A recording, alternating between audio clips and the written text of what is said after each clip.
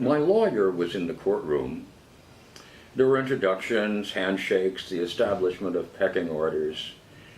The American paralegal trying unsuccessfully to project his country's authority in the court while looking in his turquoise tropical shirt more and more like a kid who'd wandered into the courtroom from the American school.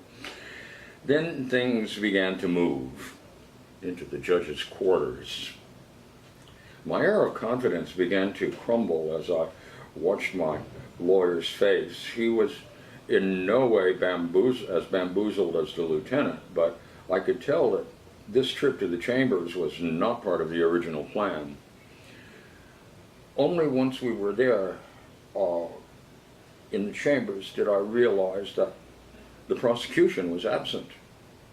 Nobody here but just us deal makers, and the official American legal observer, who now looked like the victim of an alien abduction.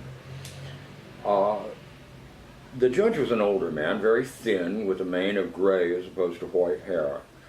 He had the look of a man just beginning to have a heart attack, if his complexion was any indication of his fluctuating blood pressure. Even including the paralegal kid, the judge was the most distressed person in the room. A sheaf of papers was getting waved around, on which I caught the occasional glimpse of a format that made me believe they were records of my case. A neatly torn half-page of expensive-looking letterhead stationery was attached to the documents with a rusty paperclip. The lieutenant gazed out the window, probably wishing he was in Ohio. The judge and the lawyers were in a tightly controlled, rapid-fire conversation that was completely beyond me. A conversation I didn't feel good about.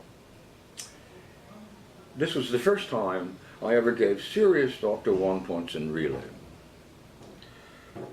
My lawyer eventually helped me understand.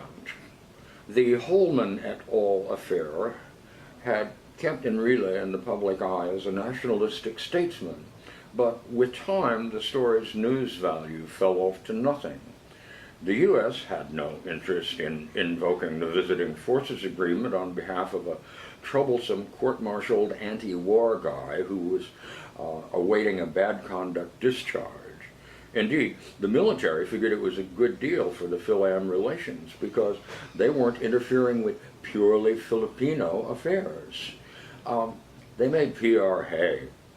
But one points in relay was able to buff up his image and get a couple of days' worth of ink in the news simply by sending a handwritten memo to the judge that could be loosely translated as, "This guy is guilty and must be convicted and spend time in jail."